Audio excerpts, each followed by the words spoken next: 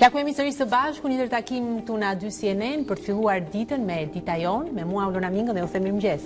Dhe me mua Blendi Sale, mirëmëngjes edhe nga unë, drejt për drejt nga ABA Center këtu në kryeqytet. Zonjë zotrin, vim në shtëpitë tuaja nga ora 7 deri në orën 8:45 do të jemi së bashku në këtë program, unë dhe Ulona dhe ca miq të tjerë. Këto janë disa nga temat që do të ndjekim sot.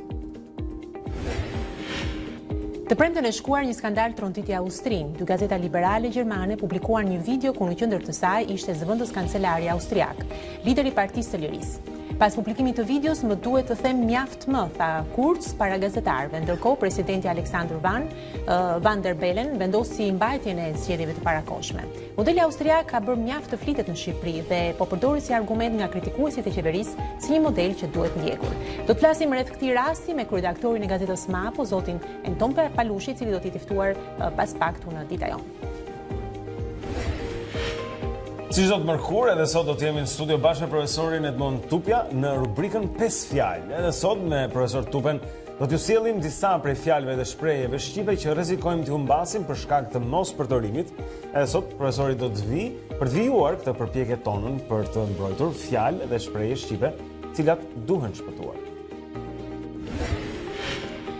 E veçanta e zgjedhjeve lokale në Greqi dhe atyre për Parlamentin Evropian është fakti se për herë të parë shumë shqiptar janë kandidatë të formacioneve të ndryshme politike apo administrative në shtetin grek.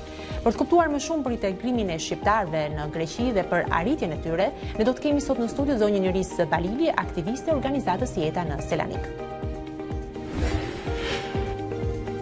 Zoe, thonë? Nuk jam shumë miqtat e Erioni mund të ndihmojnë më shumë për këtë, sepse e di që flet greqisht.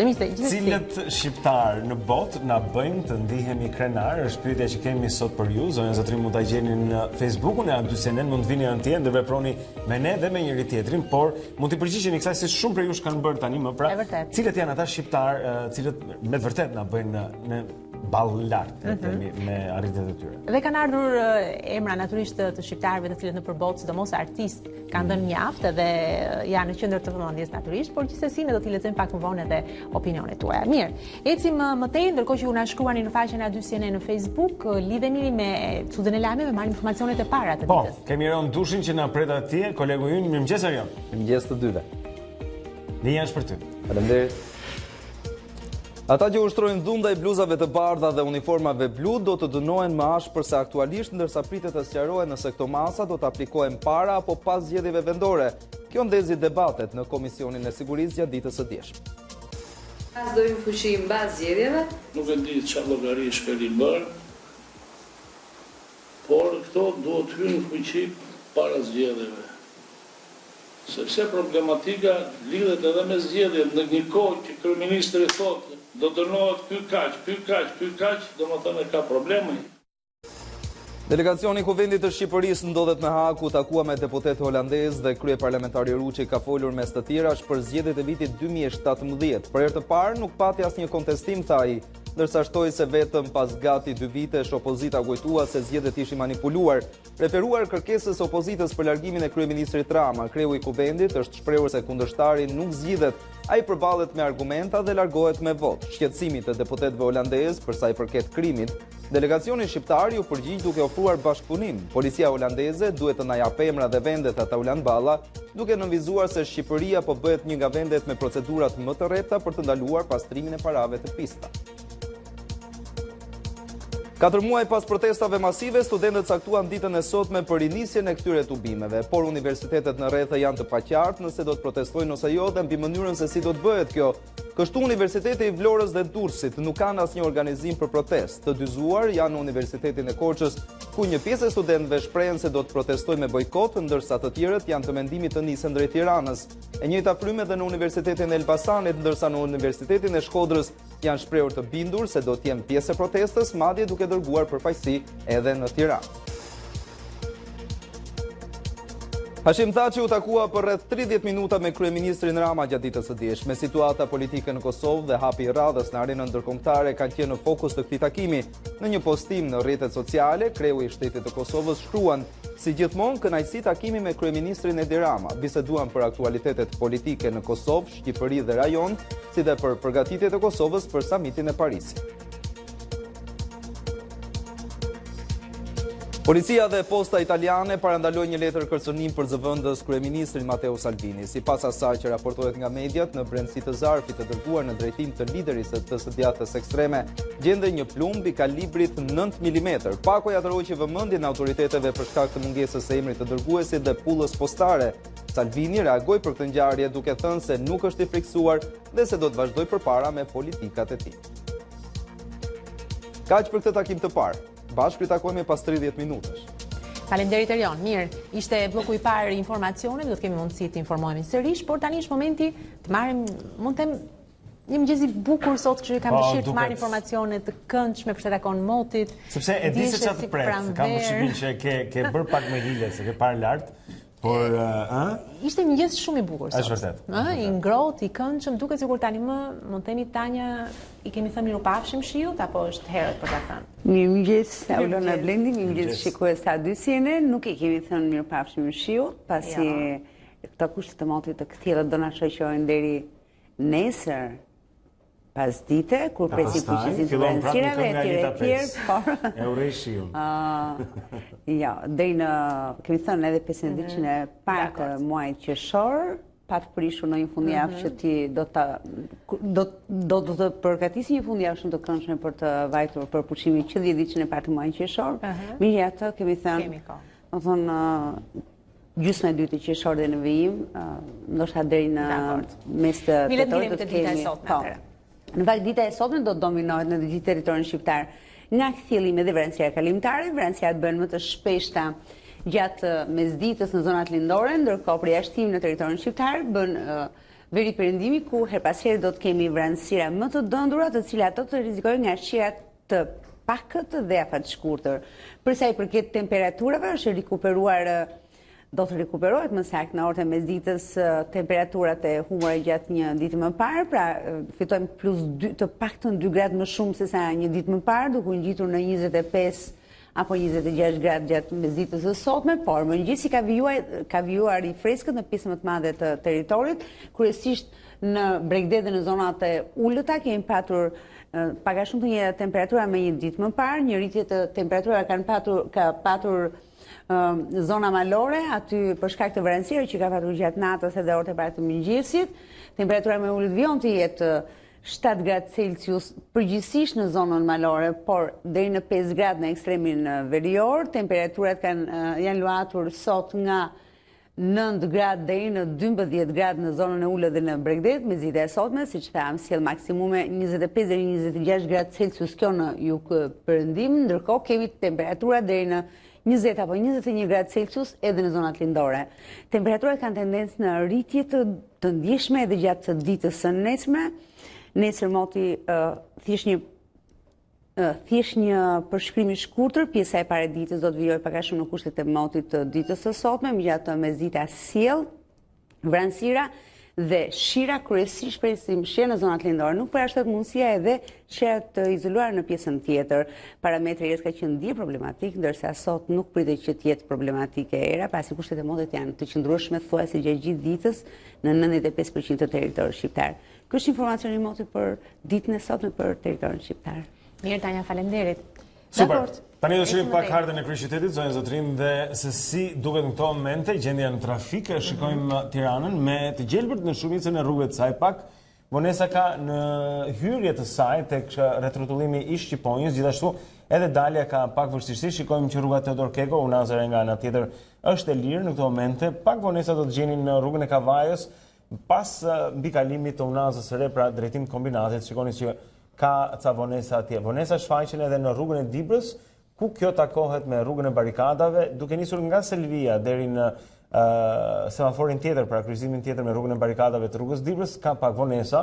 Ndërkohë, mund të themi se rrugët e tjera paraqiten mjaft mirë në këto çaste, nuk po zgjatemi shumë, pra trafiku është i lirshëm në këto momente në Tiranë, ndërkohë që ora shënon 7:09 minuta, 7:10 po shkon. Mirë, në rregull, pra ky është edhe informacion besoj i nevojshëm, ndërkohë lidhemi sërish me studion e lajmeve për të marrë të parat që vijnë nga të fundit e sportit. Është Erald Kodeli i cili na informon këtë mëngjes. Mirëmëngjes Erald. Mirëmëngjes Blendi, mirëmëngjes Aulona. Unë po të them më të rëndësishmet, Aulona. Mirë, atëherë po. Paktën për atë që i takon Shqipërisë, sepse ka nisur edhe zyrtarisht epoka e trajnerit Edi Reja në krye të kombëtarës shqiptare. vetëm 3 javë përpara debutimit në kualifikueset e Euro 2020-s në ndeshjen ndaj Islandës, trajneri ka nisur një grumbullim paraprak. Rrallë kemi parë këtë te Shqipëria, ka në dispozicion disa lojtarë trajnerë reja, dëshiron që t'i njoh të gjithë, dëshiron ta njohë Shqipërinë sa më shpejt që të jetë mundur dhe absolutisht që të debutojë me një rezultat pozitiv në ndeshjen e 11 qershorit në Island.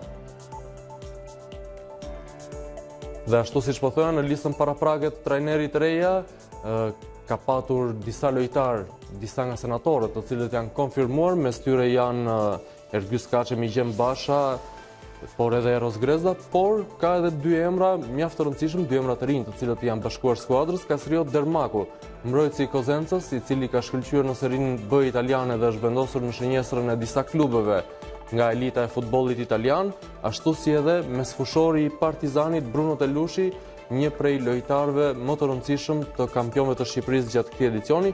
Partizani në këtë grumbullim paraprak përfaqësohet me 3 lojtarë, duke i shtuar këtu edhe portierin Alban Hoxha si edhe mbrojtësin Lorenz Trashi. Shqipëria ka nisur grumbullimin në hotelin tropikal në Durrës, grupi nuk është absolutisht i plot. Ky grumbullim është ndarë në disa faza, nga 21 maj deri në 2 qershor skuadra do të qëndrojë në Durrës. Gjatë kësaj periudhe, trajneri reja në datën 27 do të publikojë edhe listën zyrtare me futbollistët që do të kenë në dispozicion për 2 ndeshjet e radhës kualifikuese. Nga 2 qershori në 6 qershor, kombëtarja shqiptare do të vijojë përgatitjet në Frankfurt të Gjermanisë, aty pritet që edhe grupi i futbollistëve të jetë i plot në urdhrat e trajnerit.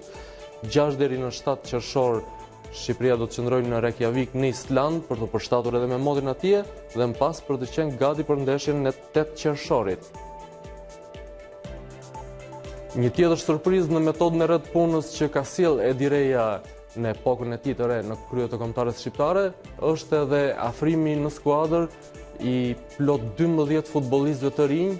Të gjithë janë të grumbulluar nga trajneri i ekipit shpresa Alban Bushi për ndeshjet e radhës kualifikuese me Turqinë, por edhe për 2 miqësorët me Walesin. Gjithsesi Reja ka vendosur që këta 12 futbollistë, të cilët nuk janë në aktivitet sepse kampionatet me skuadrat ku aktivizohen kanë përfunduar, të jenë edhe ata në stërvitje, t'i vëzhgojë për të evidentuar talentet e të ardhmes së Shqipërisë. Kjo ishte gjithçka për sa i takon kësaj hapësire të parë sportive. Blendi dhe Ulona Linia sërish për ju. Faleminderit Eral për gjithë informacionin. Ishte bloku i parë nga sporti zonë zotim, do të takojmë Eral Kodenin pak më vonë, marrim më shumë nga sa ndodh në gjithë sportet. Patjetër. Tani është koha për të parë pak të datën 22 maj. Po, se cilat janë ngjarjet më të rëndësishme që kanë ndodhur ndër vite, pra kjo datë në histori të shikojmë se çfarë rëndësie dhe vlere ka, dhe më pas do të kthehemi në datën e sotme, pra për të parë edhe lajmet më të rëndësishme që janë në mediat online këtë mëngjes. Por rikthehemi më njëherë.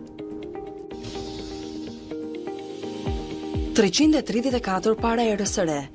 Ushtria Aleksandrit të Madh mposht ushtrinë e Darit të tretë të Persisë në betejën e Granicius. Plutarku thot se kur Aleksandri kaloi Dardanelet, u nis drejt Trojës dhe u ndal fillimisht tek varri i Akilit në shenjë derimi. 1873 u nda nga jeta Alessandro Manzoni, letrar italian i konsideruar si një nga më të rëndësishmit romancier italian të gjitha kohrave, i famshmi për romanin Të fejuarit.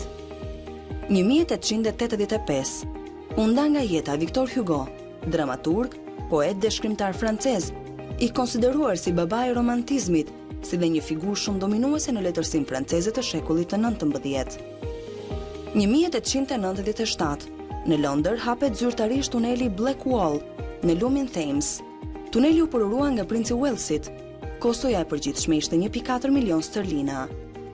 1906 në Athinë hapen lojrat verore olimpike, të cilat sot njihen si pjesë e lojrave zyrtare olimpike. 1960 një tërmet që arrinte shkallën prej 9.5 Richter, i njohur si tërmeti i madh Kilian, godet pjesën jugore të Kilit. Ky është edhe tërmeti më i fuqishëm i regjistruar ndonjëherë. 1972 Richard Nixon u bë presidenti i parë amerikan që vizitoi Bashkimin Sovjetik. Presidenti dhe zonja Nixon u pritën në aeroportin e Moskës nga zyrtarët më të lartë sovjetik. 2010 Inter i fiton titullin e kampionit të ri të Evropës në futboll. 1813 lindi në Leipzig Richard Wagner, kompozitor gjerman. muzika e Wagner ndikoi rrënjësisht në zhvillimin e muzikës perëndimore. 1907 lindi Laurence Olivier, regjisor dhe aktor britanik, një nga artistët më të mëdhenj të shekullit të 20, i cili mban rekordin e fitimit të çmimit Oscar për karrierën dhe më pas si aktor për interpretimin e tij të Hamletit, ku ishte njëkohësisht dhe regjisor dhe producent. Në vitin 1979 do të fitonte një tjetër çmim Oscar për karrierën. 1924 lindi Charles Aznavour, këngëtar, kompozitor, aktivist publik dhe diplomat francez-armen. Ai ka shkruar më shumë se 800 këngë dhe ka shitur më shumë se 300 milion albume. Charles është një nga këngëtarët më të famshëm në Francë dhe shpeshherë quhet Frank Sinatra i Francës. 1970 lindi Naomi Campbell, modele britanike, aktore dhe këngëtare. E zbuluar në moshën 15 vjeçare, ajo arriti të kthehej në një prej 3 modeleve më të njohura dhe më të kërkuara në periudhën mes viteve 80-90 dhe ishte njëkohësisht një prej 6 modeleve të gjeneratës së saj të shpallura supermodele nga industria e modës.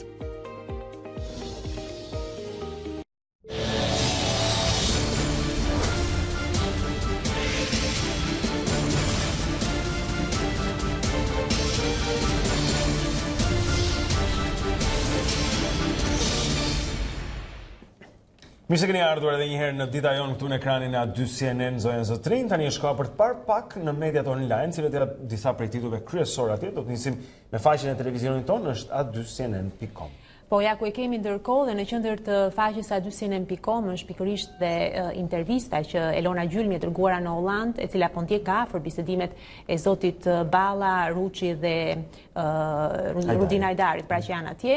Kundër të tjera, Balla për A2CNN ka deklaruar qeveria hollandeze e bindur për Shqipërinë. Pra kjo është ndër të tjera çfarë ai ka deklaruar. Por ndërkohë ai pra ka thënë kemi më shumë kriminal belg dhe deputeti hollandez është përgjigjur na shqetëson cilësia, jo sasia. Por kemi edhe të tjera lajme që vinë në faqen e a2cnn.com këtë mëngjes. Ndreu do të çliroj Bashkinë e Lezhës nga nepotizmi, ka deklaruar ai i ftuar mbrëm tek Endri Xhafo pra në A2CNN. Dhe ndër të tjera ka thënë e din të gjithë LSI bleu PD-n në Lezhë. Por mund të lexoni Basha në Berat, 30 qershori, grush shteti do ndalet me çdo çmim. Evropa ndalon përdorimin e plastikës, një përdorimshëm. Balla, pra siç tham edhe pak më parë, pra janë të tjera deklarata që ai ka bërë në lidhje me vizitën e tij në Hollandë dhe gjithashtu Rudin Hajdari, nëse nuk hapen negociatat, nuk e dim çfarë do të ndodh. Por mund të lexoni gjithashtu në faqen e televizionit tonë akademikët në prag të zgjedhjeve, pavarësi dhe fonde. Jurisprudenca e Strasburgut, autoritetet të tolerancë në protesta, pra është ky lajm që vjen në faqen e A2CNN dhe ndër të tjera protesta e studentëve në rrethe janë të pavendosur dhe të paqartë. Pra këto dhe të tjera mund t'i gjeni duke klikuar në faqen e a2cnn.com, por ndërkohë mund keni mundësinë të klikoni atje live ku e shikoni në krye të faqes për të ndjekur gjithçka që transmetohet drejt për drejt në ekranin e A2CNN. Shumë do të shkojmë tani tek panorama, zotrin shikojmë disa prej titujve të fundit që janë në këtë hapësirë online. Një video në krye, socialistët janë ndele, vihen në rresht dhe votojnë. E kanë të shmuar këtë. Kjo është një deklaratë e fortë e politikanit të majt. Pra, siç shpjegon panorama, politikani i njohur i së majtës Pascal Milo thotë se socialistët në Shqipëri janë votues dele. Ngjarje e pazakontë në Tiranë, 65 vjeçari jep fundjetës me rrymë elektrike, edhe kjo nga lajmet e fundit që pasqyrojnë tek Gazeta Panorama Online. Ndërkohë një citim nga Luan Rama i LSI-s për të fituar pension jo të zakonshëm dhe për protagonizëm idiot. Pastaj ka kërkuar ndjes deputetëve të rinj në parlament, është nën kryetari i LSI-s Luan Rama pra, që thotë se deputetët e rinj janë futur në parlament ose për protagonizmin idiot apo për një pension jo të zakonshëm. Aksidenti rënd në Tiranë-Durrës, traileri përplas për vdekje një person ende të pa identifikuar. E gjithashtu lexojmë kamera e fshet 15.000 lekë, një pjesë makine në pikën e bllokimit, është një tjetër titull që do të gjeni tek Panorama sot në mëngjes. Mirë, shkojmë më tej në një tjetër media, shikojmë disa prej titujve kryesor atje. Po ecim më tej ndërkohë dhe jemi me mapon dhe titulli kryesor të saj, aksidentohet autobusi në Institutin Bujqësor, 5 të plagosur, pra është ky shkrimi kryesor që vjen. Ndër të tjera mund të lexoni antar i ri i KLP-s po hetohet për zhdukje të fashikujve hetimor. 10 tragodina me kanabis, monstra shqiptare u godit në Holland. Basha kërcënon Ramën, mos guxo, është tradhtim ndaj Adheut. Gjithashtu mund të lexoni laboratorin e drogës e pash tani, halli i gazetarit të Bild, pra është ky një tjetër shkrim që vjen. Ndërkohë nga Reuters, Shqipëria lejoi Frontexin pasi do hapjen e negociatave, pra është ky një tjetër lajm që vjen në Mapo dhe përballje në Hag, deputeti holandez Ballës të vërtetat thuhen në sy. Pra këto dhe të tjera mund t'i lexoni në gazetën Mapo, ka edhe të tjera lajme pra që vijnë nga realiteti shqiptar. Dua të kujtoj gjithashtu përpara se të kalojmë në një tjetër të përditshme që do të shfletojmë pas pak, që pikërisht për redaktorin e Mapos do ta kemi në emisionin ton pak më vonë për të folur pikërisht për këtë temë që me sa duket është ende në qendër të vëmendjes jo vetëm të kësaj të përditshme, por edhe në shtypin shqiptar, pra për Holandën, për modelin austriak, gjithashtu. Modelin austriak, Anton Palushi kishte prekur pra në një nga shkrimet e veta pse duhet ndihemi të ofenduar nga modeli austriak, por do të shikojmë pak më tutje kur ta kemi zotrin këtu në studio. Deputetët holandez, rikthimi i vizave për Shqipërinë është i parealizueshëm, ky është titulli kryesor që gjejmë tek shqiptarja.com sot mëngjes, por luftoni krimin është çfarë komentohet pra që vjen nga lajmet mbasi grupi shqiptar i parlamentar pra ka vajtur për lobing atje. Akuza e Artan Hoxhës ja dosja 978 ku Ilir Meta kërkoi 200.000 euro në zgjedhjet e 2009-s, por prokurori e mbylli. Pra 2 ditë përpara zgjedhjeve të 2009-s, sipas gazetarit Artan Hoxha, një biznesmen ishte kontaktuar nga Ilir Meta, i cili kishte kërkuar 200.000 euro patjetër, citon gazetari Hoxha pra burimet e tij. Shohim më tutje, rroth dhuna, urrejtja, bojkoti i zgjedhjeve dhe i parlamentit janë të papranueshme. Opozita po rrezikon negociatat, është ministri gjerman që shprehur se protestat janë një çështje e pranueshme sigurisht në një demokraci, por dhuna dhe urrejtja e bojkotimi i zgjedhjeve dhe largimi nga parlamenti janë absolutisht të papranueshme. Ky është qëndrimi i këtij ministri pra sipas shqiptarja.com sot në mëngjes. Shohim vajza shqiptare nga Kosova që pushtoi malin Everest, njihuni me historinë e Arineta Mulës, është një vajzë pra në majën më të lartë të botës. Ministri holandez, Shqipëria rrugë me gropa për në BE për shkak të frymës populiste. Zgjerimi nuk është ndalur, pra flet ai për Bashkimin Evropian. E lexojmë të fundit tani, Bujar Leska rikthehet në krye të detyrës në KLSH, pra pas skenat e kësaj, paraqiten sot tek shqiptarja.com në një shkrim, ju ftojmë që t'i ndiqni atje, ndërkohë ne lëvizim në një tjetër media. Po ecim më tej dhe klikojmë pikërisht në faqen e parë të Java News këtë mëngjes. Artan Lame apelon, do të rimasin 2.5 milion prona, 600.000 të paregjistruar ende. Deputetët holandezë, rezoluta për kthimin e vizave është e paralizueshme. Ish ambasadori Bosch, opozita të mos punoj për veten, protestat ndëmtojnë negociatat. Bujar Leska i rikthehet në krye të kontrollit të lartë të shtetit. Ministri gjerman, politika penguese e opozitës rrezikon integrimin e Shqipërisë. Kreshnik Spahiu po e kthen KLD në parti. Topi, si matrash i zëri në telefon Berisha, pra kjo është një pjesë e intervistës në lidhje me librin e fundit të botuar nga presidenti Topi.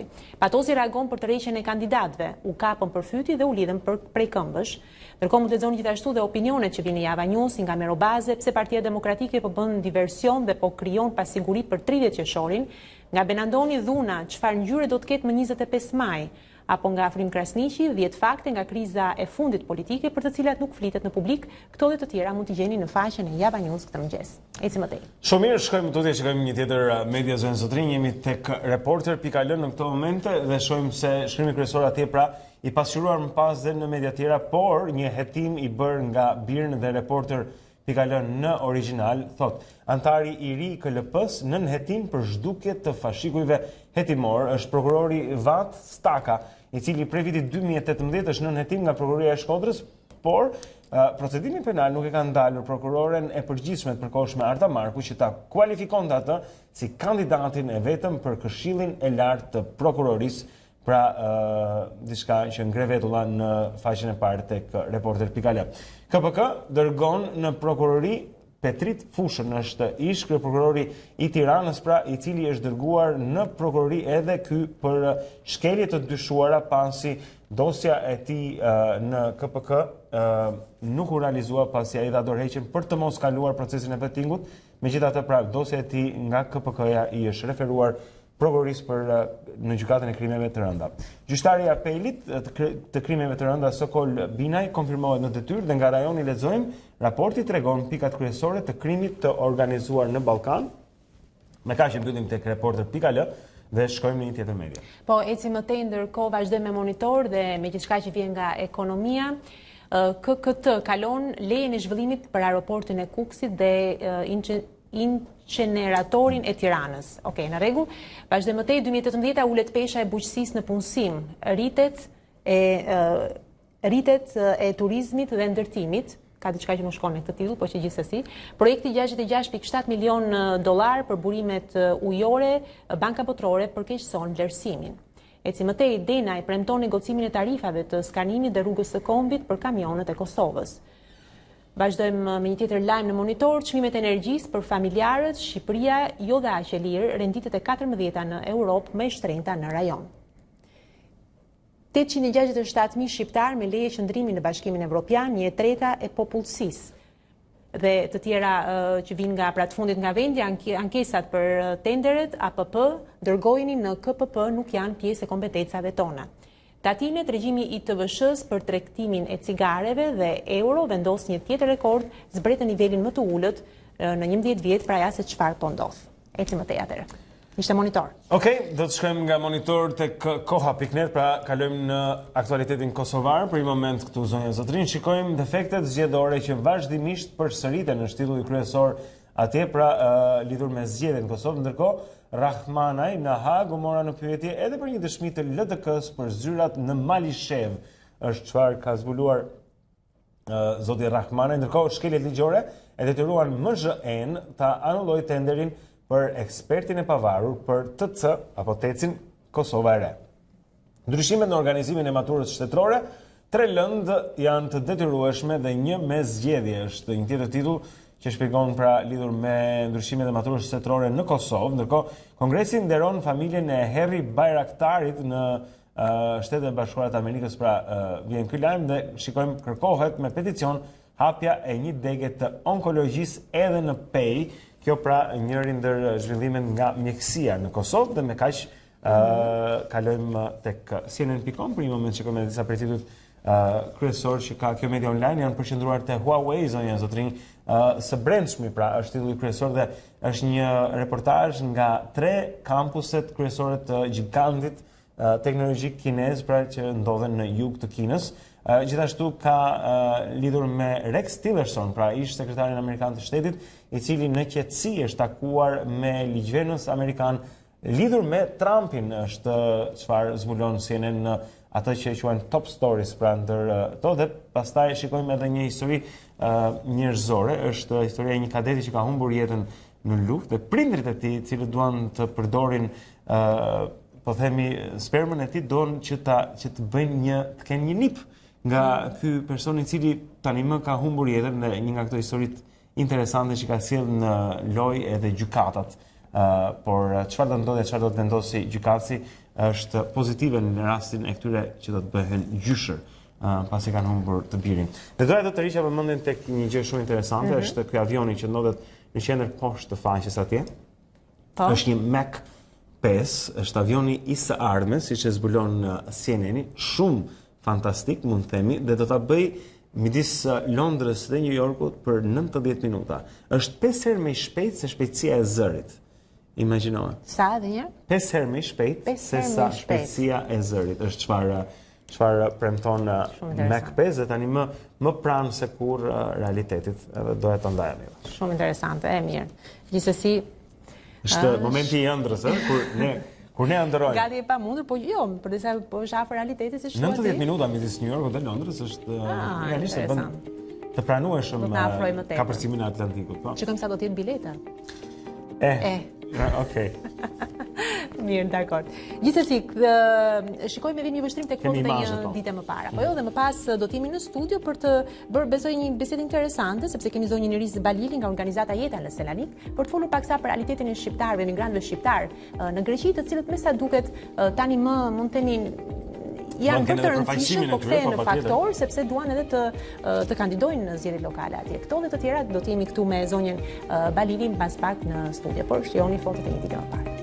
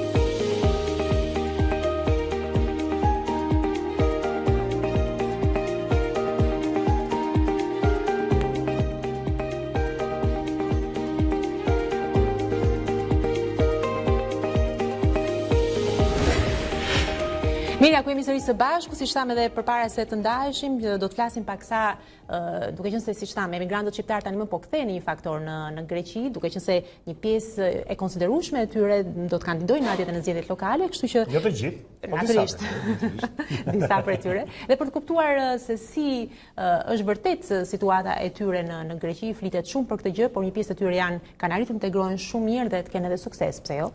Ne kemi sot të ftuar në studio zonjën Iris Balli Hajdinaj, e cila përfaqëson organizatën Jeta në Selanik. Mirëmëngjes, faleminderit që jeni me ne. Faleminderit. Po ç'mund ta thoni në të përgjithshme, çfarë është që mund ta përshkruaj më së miri situatën e shqiptarëve në Greqi sot? Tashmë shqiptarët në Greqi janë integruar më së miri, do të thojë pak me vonesë, por s'ka gjë më mirë vonë se kur, por është momenti i duhur që të jemi dhe ne pjesë e pushtetit vendor. Po si kuptohet në jetën e përditshme dhe në jetën e, po themi, familjeve shqiptare që jetojnë atje, ky integrim?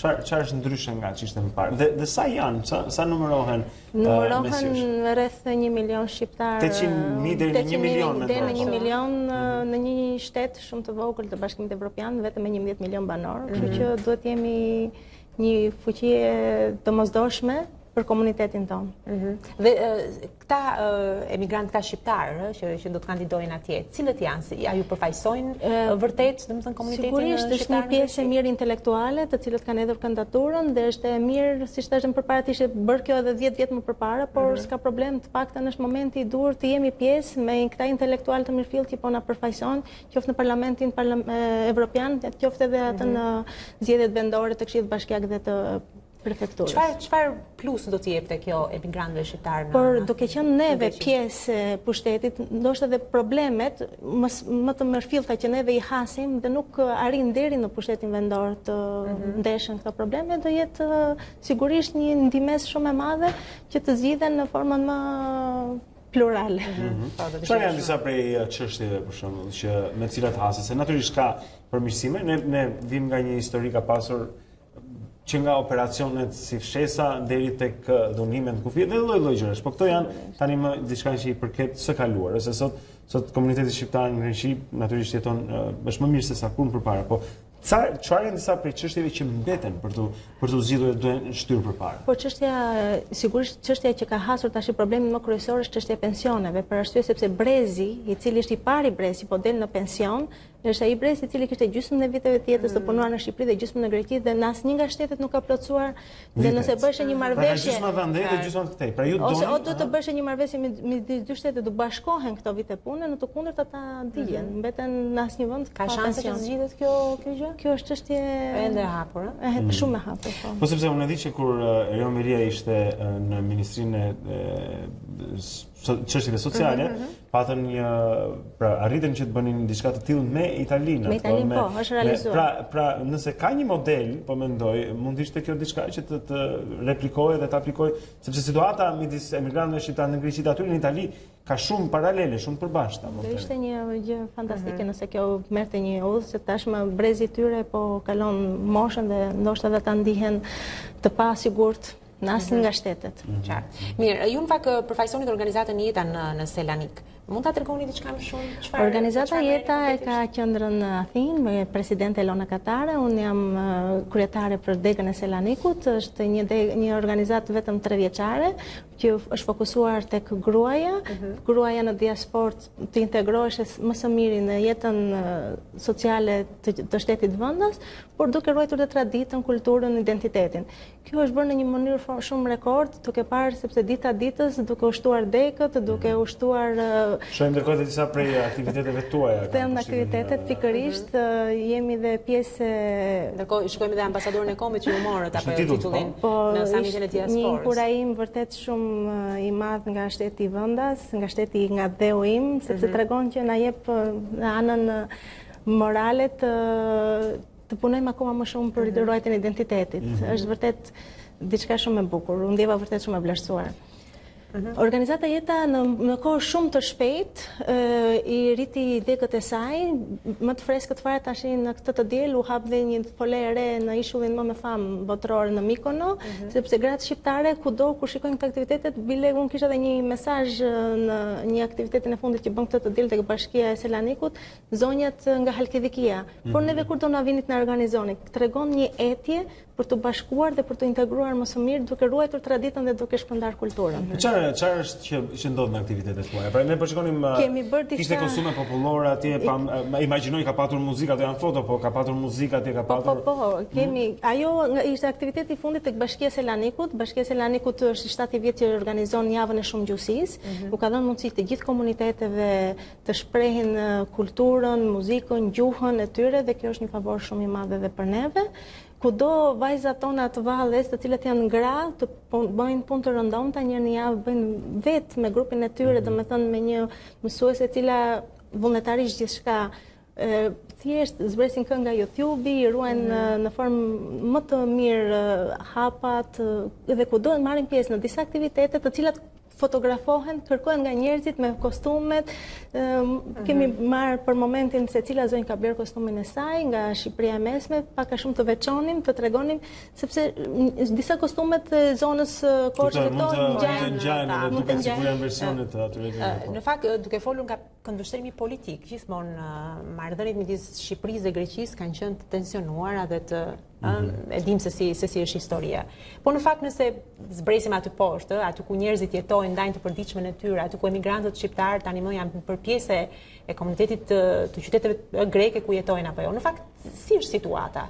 Unë do të thoja përderisa unë jetoj 22 vjet, unë lindur e rritur në Tiranë dhe 22 vjet jetoj në Selanik, do të thoja që neve brenda në Tiranë kur jam rritur kemi qenë më shumë racist me rrethinat me njëri tjetrin se sa kam përjetuar unë Greqi. Që me këtë e shpjegon që populli është shumë I dashur, shumë më komod dhe çështjet politike ndonjëherë nuk përbëjnë pjesën dhe jetën e përditshme. Tani për shembull ne na bie rasti që të vim her pas here, shpesh po themi në Greqi për pushime apo për gjëra të tilla dhe aty ju takojmë edhe juve që jeni gjithmonë aty dhe ju shohim dhe pra këto urat e komunikimit tani janë si thua rihapur. Po më pëlqen ky fakti që po thoni që doni pra të sillni traditën shqiptare, doni të sillni diçka që ndoshta ju mungon atje në sensin e të ruajturit të identitetit kulturore tek fëmijët tanë brez pas brezi. Këtë doja të pyesja gjithashtu. Si e presin fëmijët, si e përjetojnë me një dashuri shumë të madhe duke parë nënat e tyre paralel pak minuta publicitet, vetëm shumë pak. Më fal që ndërpres, po që gjithsesi është taksative, kështu që duhet të shkëputemi shumë pak, rikthehemi.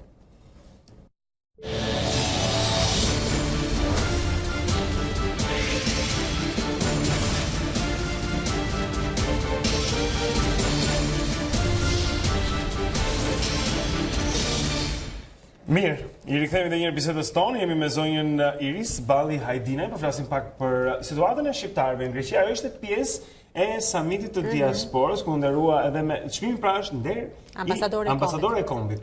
Na trego pak për këtë përjetim, se është një gjë pra, ti je atje në Greqi, po është edhe një gjë, po flisim pak për urat e komunikimit që janë ringritur dhe ju që vini në këto samite, çfarë mund të përfitoje, çfarë realisht I sjell kjo diasporës e çfarë sjell edhe për ne këtu?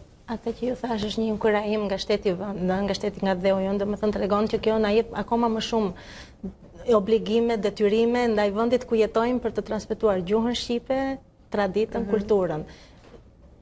Pavarësisht sepse jam dëgjuar shumë edhe pjesa negative që jo flet lavdërim me këto, por unë I vlerësoj jashtë mase dhe marr vetë forcë, pozitivitet për të vazhduar për të ruajtur më tej. Radh parë kemi thjesht detyrë si qytetar, por kur inkurajohesh edhe nga shteti, nga dheu, merr akoma më shumë forcë. Irisa, mund të pyes pak në aspektin personal. Ti the që jeton për 20 vitesh? 22 vitesh nga 1997 në Greqi. Mund ta dim se cili është profesioni yt, me çfarë merresh? Unë jam mësuese gjuhë letërsie, gjuhë shqipe, gjuhë shqipe. Po, gjuhë shqipe, ndërkohë që paralel punoj dhe asistence sociale në mbrojtjen e të drejtave të fëmijëve të keq trajtuar nga familjet e tyre. Është një punë goxha shumë e vështirë, por dhe shumë e bukur, sepse I vetmi që mund të vetëm gjë që mund të dhurosh është dashuria mbi të, që është diçka pa kosto, por shumë e vështirë kur e mendon që jo të gjithë munden. Dhe pjesa tjetër që jam me gjuhë shqipe, përpiqemi vullnetarisht japim mësime për fëmijët e migrantëve një herë në javë, pa kosto, falas. Për të ruajtur, do ishte gjëja më ideale. Shumë gjë e bukur. Do të pyes, si e presin fëmijët? Pra, këta fëmijë tani janë të lindur në Greqi, ata janë, po themi, natyrisht janë shqiptarë në origjinë, por janë edhe grek në të lindurit e tyre, në të jetuarit atje. Si e përjetojnë ata dhe sa të hapur janë ata ndaj këtij identiteti? Puna kryesore është puna familje. Domethënë se si ushqehet kjo në familje. Nëse familja ushqehet që duhet ta mësojnë edhe përdoret, e kanë akoma më të lehtë fëmia dhe kur del në shoqëri.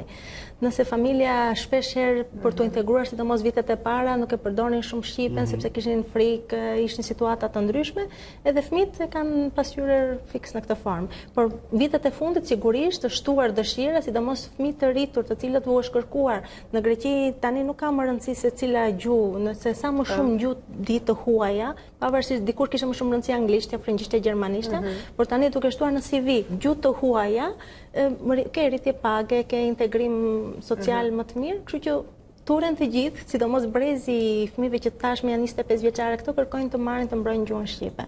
Do thënë është një nevojë domosdoshme që të u njihet, sepse ka vlera ashtu si kurse çdo gjuhë tjetër. Është qartë. Kur do të jenë zgjedhjet?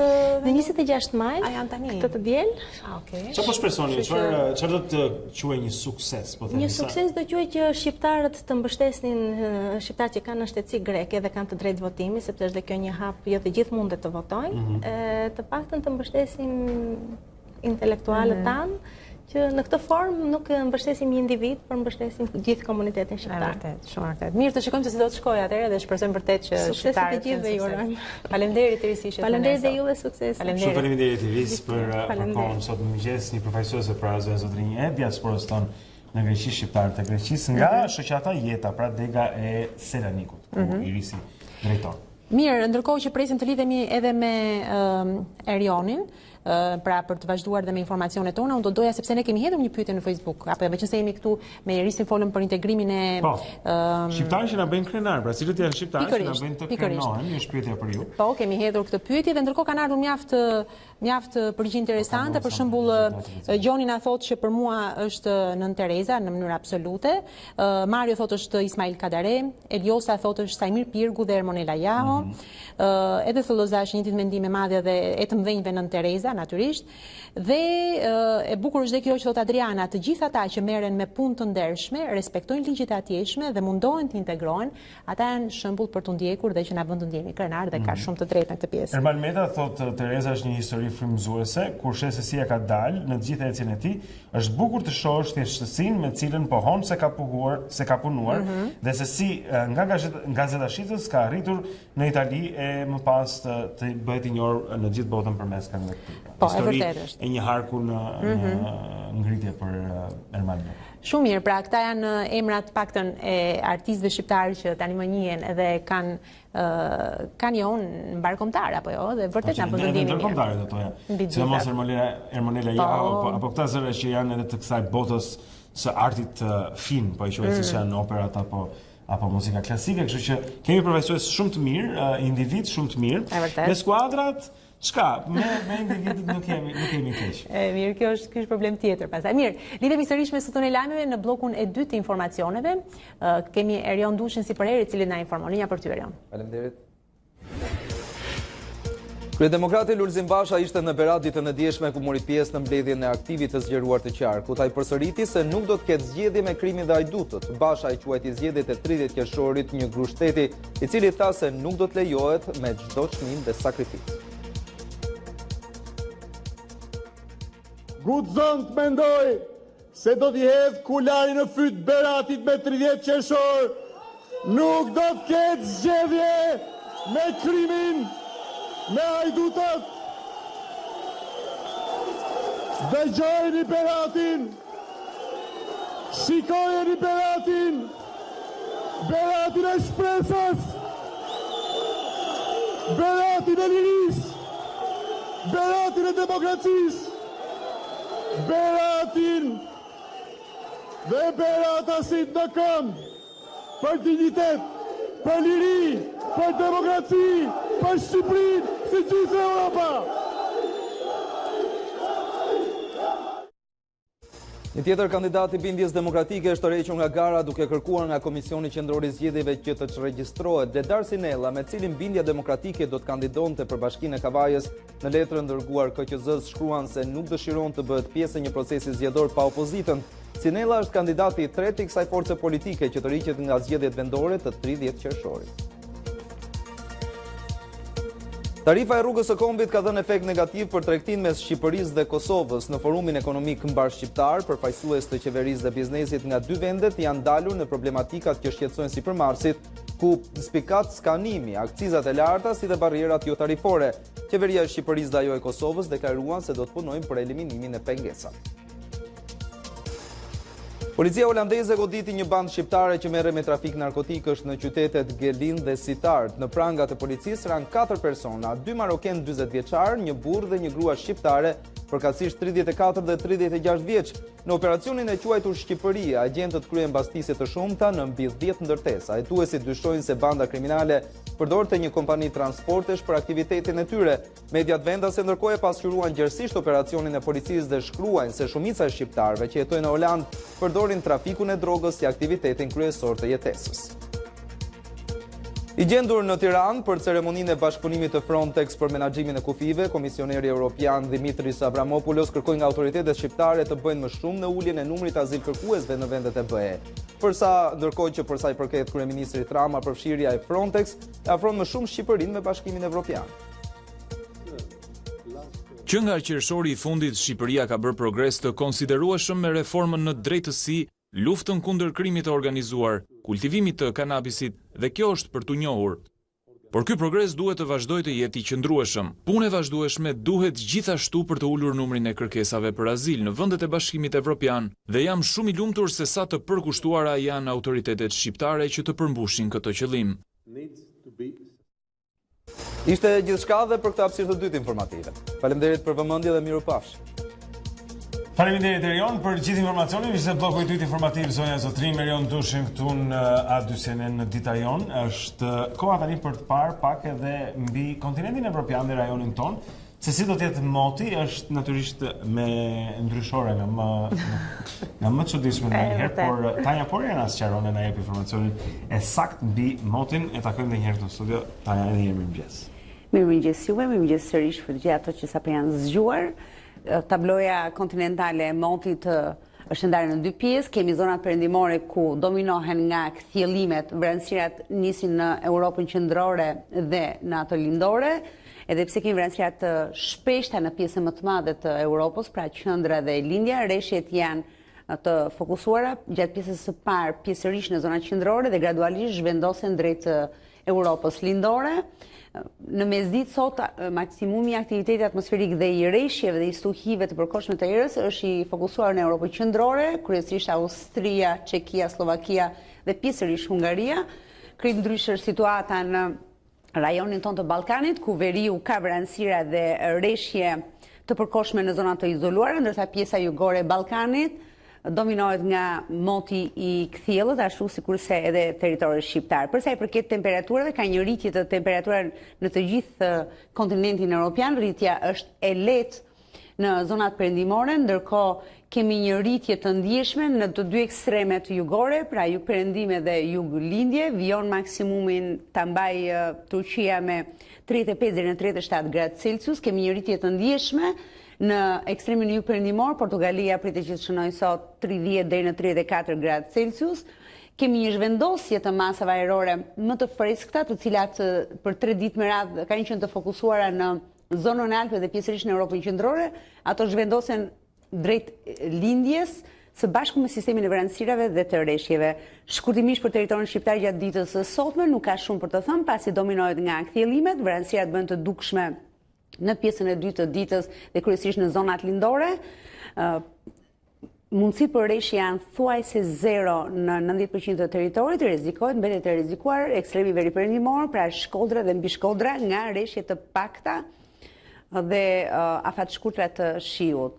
Ky është informacion i motit për kontinentin, por më në detaje për Ballkanin, edhe një përmbledhje shkurtër për territorin shqiptar gjatë ditës së sotme, do të ketë vetëm diell dhe temperaturat do të jenë në rritje deri në 26 gradë Celsius maksimumi gjatë ditës së sotme. Faleminderit Tanja, shumë mirë. E pam që të paktën për sot jemi të qetësuar dhe jemi okay me motin. Shumë mirë, shpresojmë ta shijojmë deri në fund. Kjo është vërtetë, po shikojmë nëse jemi okay me trafikun në këtë moment, nuk besoj. Megjithatë, ora 8 pa 5. Po është i ngarkuar në këtë moment në Tiranë, zotrin, shikojmë rrugën Teodor Keko, e cila do t'ju vënoj, nëse niseni nga mbikalimi, po themi, apo jeni nga rruga e Kavajës drejt daljes së Tiranës, keni ngarkesë në rrugën Teodor Keko deri në mesin e saj, pra dhe është fort e ngadalë siç duket nga ngjyra vishnje e thellë që ka kjo rrugë në atë segment. Shikojmë pastaj se ka ngadalësinë e zakonshme rreth rrotullimi i Shqiponjës, si në hyrje si në dalje, gjithashtu ndikohet rruga Dritan Hoxha në të dyja drejtimet e saj. Kjo ndikon pak, po themi, për sot rrugën Lord Byron tek Spitali Ushtarak në Kryeqytet. Don Boscoja është ngarkuar për shkak se ka ngarkesë në unazën e sipërme nga rreth rrotullimi i Zogut të Zi deri tek stacioni i trenit dhe në tutje tek tregu industrial do të gjeni ngarkesë në unazë në të dyja krahët, ndaj nëse e shmangni do të mundeni ta bëni. Gjithashtu shikojmë që rruga e Dibrës ka ngarkesën e saj të përditshme tek qendra spitalore universitare Nën Tereza, e gjithashtu poshtë duke nisur nga Selvia, madje edhe pak më lart deri tek prerja me rrugën e barikadave të Nëntkaçet është e ngadalë. Rruga e barikadave eksaktësisht përpara pallateve Nëntkaçe është e ngarkuar, pra gjithashtu e ngarkuar shihet edhe rruga e Elbasanit dhe unaza e poshtme, do t'ju them, nga kthesa e Brylit, madje edhe përpara, pra nga kryqëzimi i unazës me rrugën Hoxha Tasim, pastaj tek Bryli në Ministrinë e Punëve të Jashtme dhe më tej deri në rrugën e Elbasanit ka ngarkesë në unazë. Alidemi gjithashtu shihet me ngarkesë në këtë moment, pra rruga Alidemi duke nisur nga Gjeologjikja, zonja Zotrin, pak a shumë, dhe rruga Elbasanit është e ngarkuar duke nisur nga Barezat e Dëshmorëve dhe qyteti Studenti e deri sa pritet me unazën. 334 para erës së re. Ushtria Aleksandrit të Madh mposht ushtrinë e Darit të tretë të Persisë në betejën e Granicius.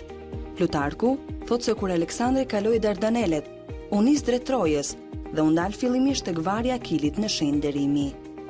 1873 u nda nga jeta Alessandro Manzoni, letrar italian i konsideruar si një nga më të rëndësishmit romancier italian të gjitha kohrave, i famshëm për romanin Të fejuarit. 1885 u nda nga jeta Victor Hugo, dramaturg, poet dhe shkrimtar francez, i konsideruar si baba i romantizmit, si dhe një figurë shumë dominuese në letërsinë franceze të shekullit të 19. 1897 në Londër hapet zyrtarisht tuneli Black Wall në lumin Thames. Tuneli u përurua nga princi Walesit. Kostoja e përgjithshme ishte 1.4 milion sterlina. 1906 në Athinë hapen lojrat verore olimpike, të cilat sot njihen si pjesë e lojrave zyrtare olimpike.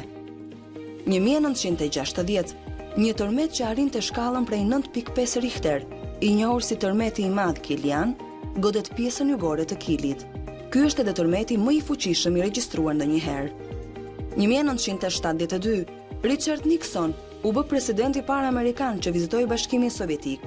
Presidenti dhe zonja Nixon u pritën në aeroportin e Moskës nga zyrtarët më të lartë sovjetik. 2010, Inter i fiton titullin e kampionit të ri të Evropës në futboll. 1813, lindi në Leipzig Richard Wagner, kompozitor gjerman. Muzika e Wagner ndikoi rrënjësisht në zhvillimin e muzikës perëndimore.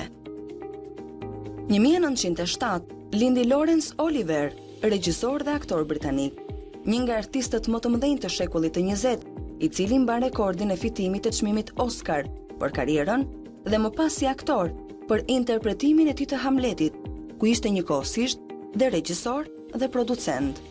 Në vitin 1979 do të fitonte një tjetër çmim Oscar për karrierën.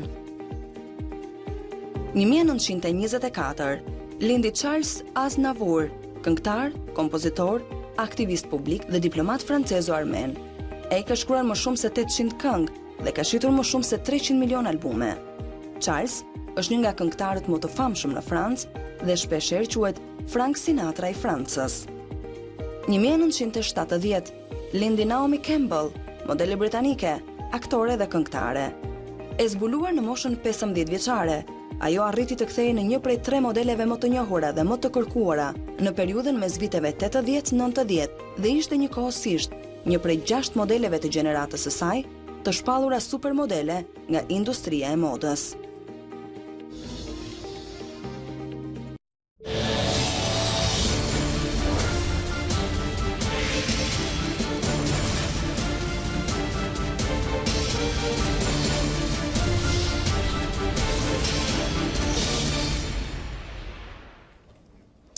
Themi dhe njerë, këtu në Dita Jonë, tani për të parë disa prej postimeve në rrjetet sociale, për këtë kolegu ynë Erion Dushi afrohet këtu me ne, shikojmë se çfarë është interesante nga postimet e një ditë më parë.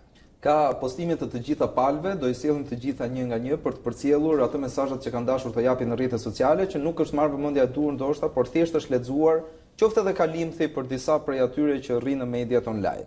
Çfarë ndodh tani? Gjatë ditës së dieshme është përkujtuar 46 vjetori i revoltës së Spaçit dhe kryetari i Partisë Demokratike ka dashur ta përdorë këtë datë si një shenjë tjetër që Partia Demokratike po ndjek një rrugë të drejtë për të çliruar Shqipërinë nga krimi dhe narkotrafiku.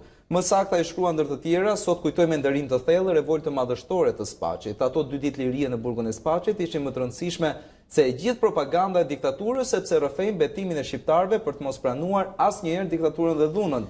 Ky betim, thot ai, është në fuqi edhe sot. Nuk ka ditë më domethënë se 46 vjetori për të ftuar çdo shqiptar që do Shqipërinë të lirë nga diktatura e krimit, të qëndrojë besnik betimit, për të mos pranuar mbi vete asnjë diktator apo karikaturë diktatori që mban peng të ardhmen tonë. Unë jam krenar, thot ai ndër të tjera, që në këtë betejë Partia Demokratike e Shqipërisë është në anën e duhur të historisë. Kujtojmë këtu që gjatë ditës së dieshme ai ishte në një takim, le ta quajmë elektoral, kështu sepse tani më ky turi po duket dhe po mbledh gjithmonë më shumë mbështetës rreth vetes. Në Berat, kundër të tjera, foli që ne nuk do lejojmë që zgjedhjet të mbahen më 30 qershor, por gjithashtu 30 qershorin e cilësoi ditën e grushtit të shtetit, të cilin tha ai ne do ta mbrojmë jo vetëm me mos lejimin e votës, por gjithashtu mos lejimin e asnjë lloj forme tjetër në mënyrë që pa opozitën asgjë të mos bëhet në këtë vend. Dhe u ndal ndër të tjera gjithashtu edhe te këto që i quajti marioneta, karikatura, një opozit false që nuk mund të përbëj kur rolin e vërtetë të një opozite, sikurse do e kërkonte një demokraci solide dhe e vërtetë. Shohim aty Erion që ka vendosur edhe një foto ilustruese të Spaçit, i cili duhet thënë është lënë në mëshirën e harresës gjithë këto vjet, nuk po ruhet si një përmendore. Gjitha këto partitë me radhë gjithë këto vjet i kanë bërë vetëm shërbim buzësh, por një çfarë mund të ishte një përkujtimore e dhunës komuniste atje, është lënë që po shkatrohet dhe po degradon. Kujtojmë gjithashtu që ka pasur disa tentative në vite për ta kthyer këtë në një qendër atraksioni, qoftë për të tërhequr vizitorët e shumt, sikurse të jepnin ndoshta një domethënie, sikurse ndodhe edhe në Poloni me Auschwitzin apo shumë qendra të tjera. Po këtu ne kujtohen me 21 maj dhe harën me 22. Ose ndoshta pasi të rrënohet komplet, rindërtojnë dhe sjellin atë që mund të ishte ruajtur me kalimin e viteve.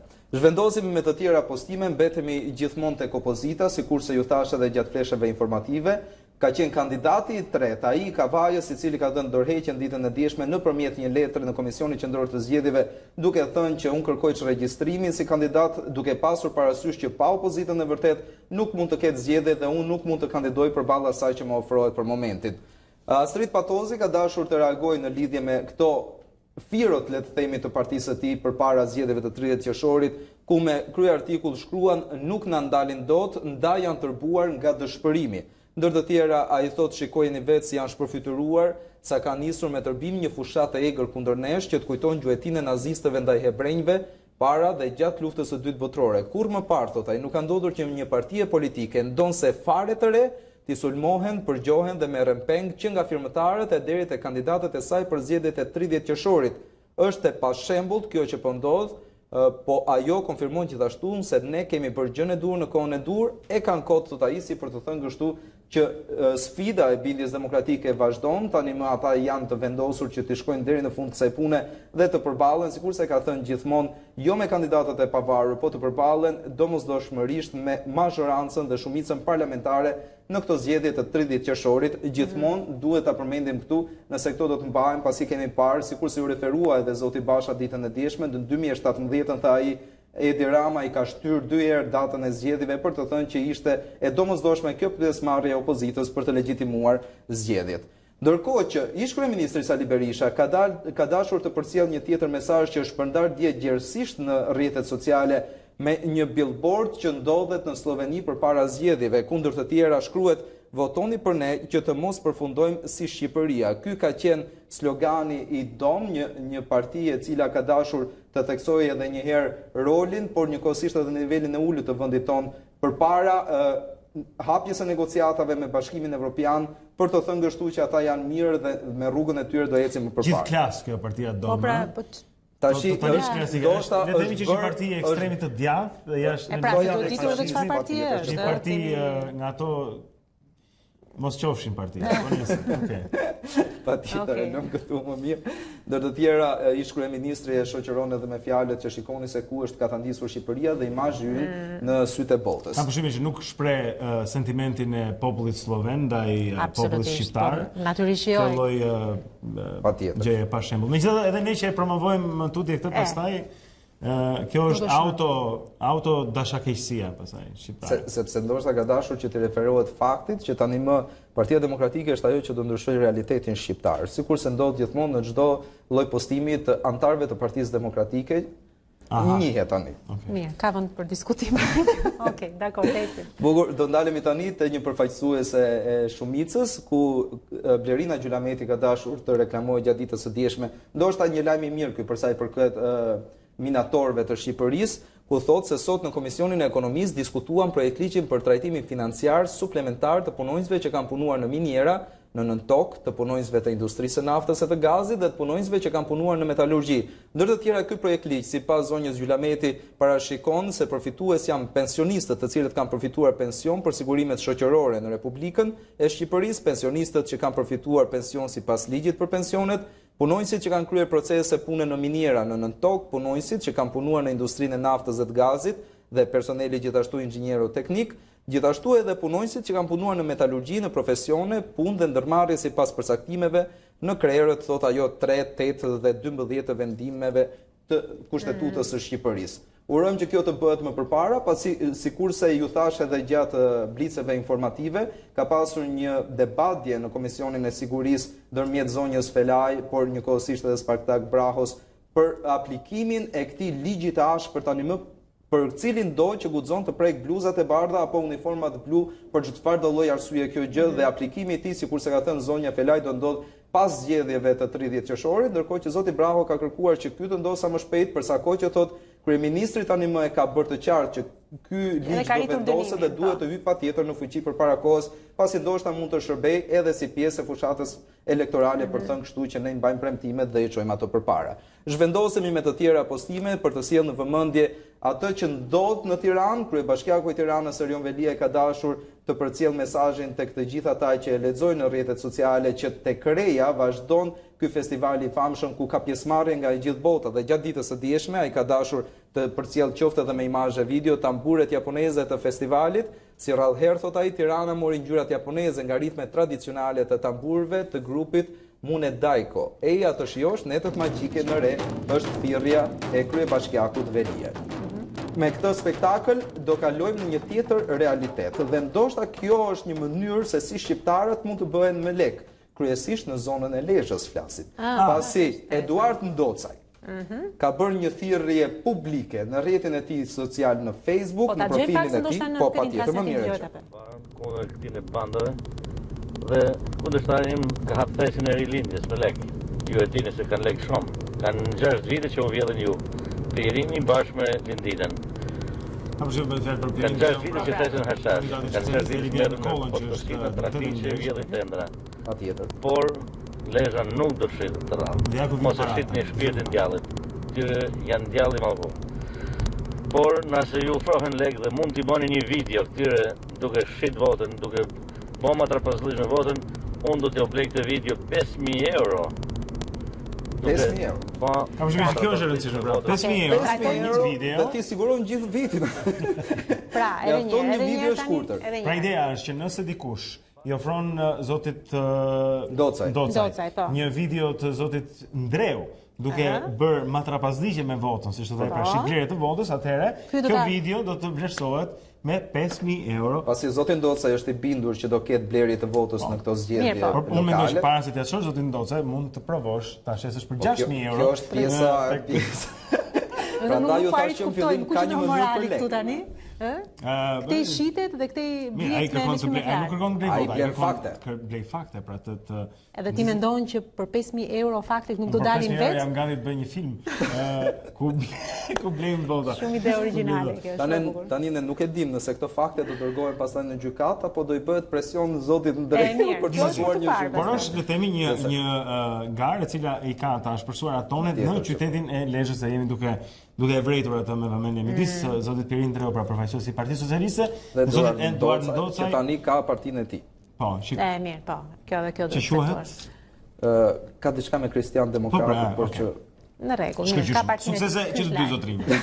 Faleminderit. Faleminderit juve. Do të shkojmë tani pak tek pyetja e ditës, zonja zotrinjë, është ftesa jon për ju në rrjetin ton social tek A2CNN në Facebook. Ju mund vini dhe të na përgjigjeni se cilët janë shqiptarët në botë që na bëjnë të ndihemi krenar. Po, dhe duhet thënë që deri tani vazhdojnë komentet, vazhdojnë opinionet e teleshikuesve dhe pjesa më e madhe duhet thënë janë të ndarë midis Ermal Metës dhe Nën Terezës, me sa duket këtu e gjejmë vetëm më tepër të përfaqësuar. Besiani kishte dhënë një koment shumë bukur për të pa përcaktuar. Thotë, ata që janë të kulturuar, që punojnë me nder, që kontribuojnë me sjellje dhe me vepra të mira në vendin ku jetojnë, duke i treguar banorëve të atij vendi, që jo të gjithë janë siç i paraqet media, nuk është e thënë që të jenë këngëtar dhe aktor. Shumë bukur.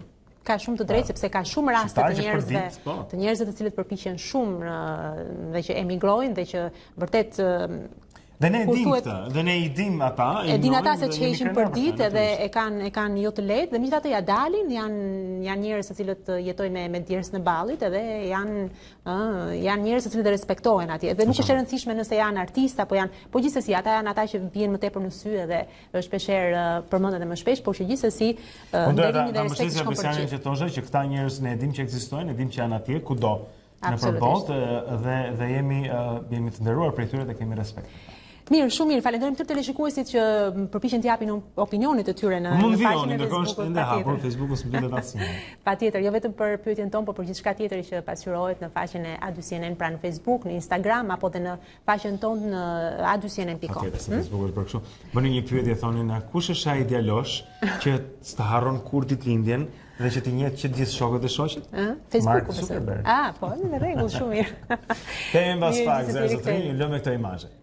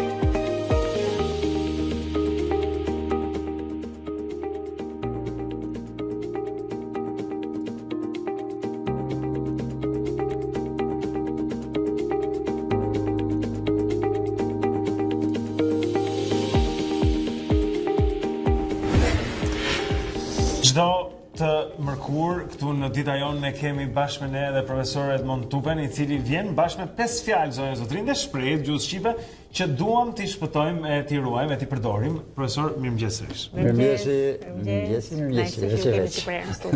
Profesor, jemi vërtet kureshtar të dim se cilët janë fjalët që do na Atëherë, lejohet dhe syzet?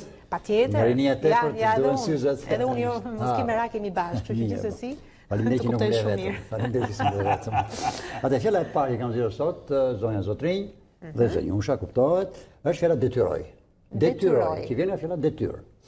Për shembull, unë sot akoma si kam për gjithë detyrat e shtëpisë. Pra detyrohem ose do të detyroj dikë ti bëj ato.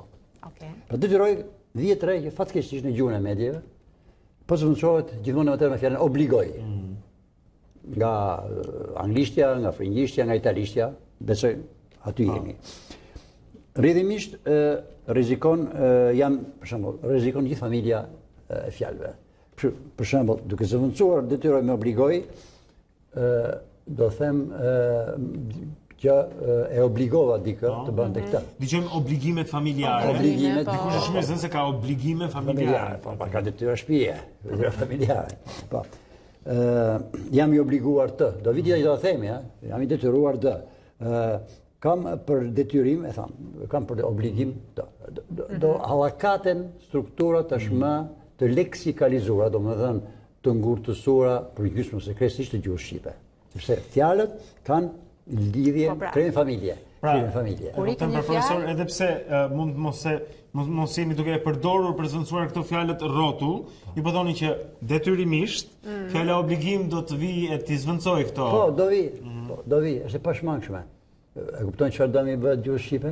Fjalë të tëra, familje fjalësh. Pra nuk është një fjalë, por është një familje e cila që bie kalon nga fondi aktiv, si thonë gjuhëtarët, në fondin pasiv. Kuptohet, por nuk përdoret. E pak nga pak pastaj bie në harres. E humbet. Humbet. Kjo ishte fjala e parë, që kemi një fjalë të dytë për ditën e sotme me profesor Tupen? Po, fjala e dytë është i vetëdijshëm ose i ndërgjegjshëm. Janë sinonime, kanë të njëjtin kuptim. Po gjithmonë më tepër po zonsa fjalën koshient. Nga italishtja. Është e qartë që familja e fjalëve do të absorbojë këtë. Sepse nuk do themi më vetdije, do themi koshiencë. Nuk do themi më ndërgjegje, në një të ardhme jo fort të largët, unë e ndjej. Është instikti i gjuhëtarit, i përkthyesit, deri i shkrimtarit gjithashtu. Pa fjalë që do bien në fundin pasiv që dashur para. Nëse mund të flasim pak për arsyen pse çfarë është që do ndryshonte një fjalë si çon e të ndërgjegjshëm në të bërit koshient. Çfarë shtyn këta njerëz drejt përdorimit të këtyre? Ka kategori, ka 9 kategori njerëz që bëjnë këtë dhunim. Është qëllimi thoni ju, bëhet në mënyrë të padëgjshme. Po, janë të dyja. Dikush e bën në mënyrë të pandërgjegjshme, sepse ka lexuar shumë këtë gjuhë, ose ka jetuar gjatë. Po, kjo s'është absolute, se Blendi ka jetuar gjatë, një vëlla ka jetuar shumë gjatë, dhe kur vjen në Shqipëri, flet shqipen, këtë pastër. Pra këta e bëjnë, po themi, me koshiencë, do thosh nga me koshiencë. Jo, këta, ka që e bëjnë, kjo është, nga që përdorin fjalën conscious, ose koshiente, ose conscient, u vjen më kollaj dhe e nxjerrin. E shqiptarizojnë koshient edhe e thonë. Por ka një kategori që janë snobistët, snobët. Në ata e keti, di? Unë ata e kam. Ata që duken... Ka dhe figura politike që e bëjnë të qëllimisht. Nuk po i në ullësia se nuk është qëllimi edhe misioni i këtyre pak minutave që kemi në që kemi në dispozicion, pra që ka i në Shqipë, pa që kemi mundësin të i përdorim. Mirë, dakor. Në rregull, e gjitha mënyrën për të mësuar. Me qëra fjallë, me që kemi këtu, më lejoj që them që njerëzit e vlerësojnë shumë këtë, nga reagimet që kemi për këtë rubrikë që bëjmë së bashku këto 5 fjalë, janë shumë pozitive, njerëzit janë të lumtur që të paktën kjo edhe kjo na bën neve, me thënë drejtë, mirënjohës edhe të lumtur. Patjetër që po. Ka një emision në TV5 Monde, pra TV France 5 për botën, po. TV5 Bota, po e shqiprojmë, që ka një emision që është gjatë 2 minuta dhe quhet Merci Profesor. Është një profesor shumë i ditur që merr një fjalë shpjegon origjinën dhe përdorimin, kaq. 1 minutë e gjysmë 2 minuta. Sa mirë. Po kaq. Mund të bëjmë leksione të tëra. Ne kemi profesor mjaft të ditur, shkëlqyshëm. Jo me një fjalë, me 5 është herë më i mirë. Nuk është çështje sasije. Mirë, kalojmë profesor tek fjala e tretë. Fjala e tretë. Këtë shak për pak dola frëngjisht, se shak kam mësuar pra mjetë se faqe frëngjisht, shak zhu, shak stua. Është fjala emri general. Jo si grad ushtarake, por në kuptimin e përgjithshëm. Dhe ndiqem gjithmonë më tepër, shohim të shkruar sidomos sponsor general. Atëherë këtu me gjithmonë më vjen të klith të uluri. Atëherë pas kemi sponsor general, duhet ketë sponsor kolonel, sponsor major, sponsor kapiten. Shkojmë tek kapteri. Tetarët e këta nuk rështerët nuk I dojnë njeri. Do me thënë, këtu, kjo është një, nuk e di, ka. Kjo është edhe mosdije në fakt, sepse tani bie në kundërshtim me një fjalë që është në shqip, po ka një tjetër kuptim. Pra general do të është një grad ushtarake, pikë. Por ka një preshim. Fjala general në kuptimin I përgjithshëm bëhet në shqip, është bërë term teknik ose gjysmë teknik në gjuhën e teatrit. Prova generale. Ka hyrë. Por është term teknik. Mund të thuaj shumë mirë prova e përgjithshme. Dhe ne kuptojmë, mund të shumë mirë, po dikush e futi, për arsye që ai di, nëse është gjallë, urrëti të gjallë, po jo, është e vjetër. Sa formoj një fjalë, po tani prova generale që arrin më vete ashtu. Nuk ngatrohen me ushtrinë. Po, unë s'mund të them generalisht vera është e nxehtë në Shqipëri. S'mund ta them këtë. Por po shkojmë drejt saj. Nuk e di, drejt saj tamam nuk e di, po generali është si ameba. E kemi bërë në biologji. Një qeliz, por... Një qeliz, shumohet, shumohet. Kështu që këtu është rreziku. Atëherë, kalem të me lejen tuaj? Po si? Ndoshta edhe pa lejen tuaj, sa egoist jam.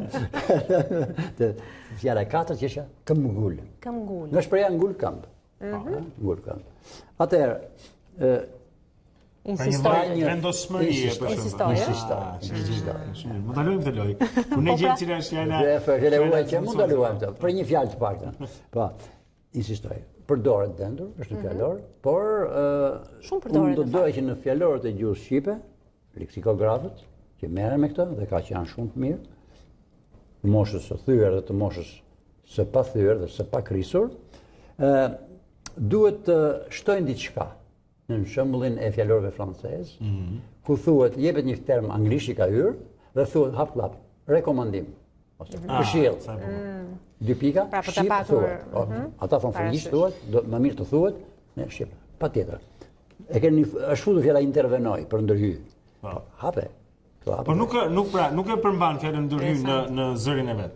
Kur thuhet intervenoj tani, shpjegojmë ndryrje, shpjegojmë ndryrje. Po rekomanduar. Duhet thënë. Po thoni që duhet rekomanduar përdorimi I Po, duhet. E bëjmë.